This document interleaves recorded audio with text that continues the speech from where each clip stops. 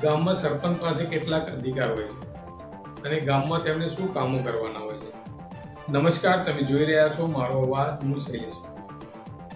રાજ્ય ચૂંટણી પછી રાજ્યભરમાં 8,326 ગ્રામ પંચાયતોની જૂન મહિનામાં ચૂંટણી જાહેર કરી છે।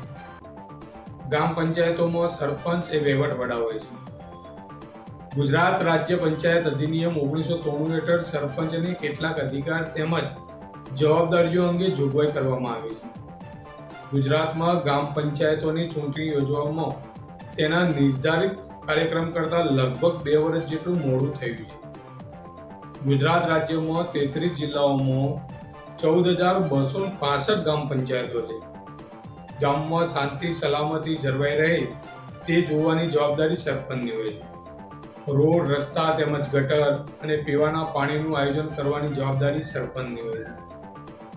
ગામમાં બેરોજગારો રોજગારી માગે તો તેને રોજગારી અપાવવાનું કામ પણ સરપંચે કરવાનું હોય છે।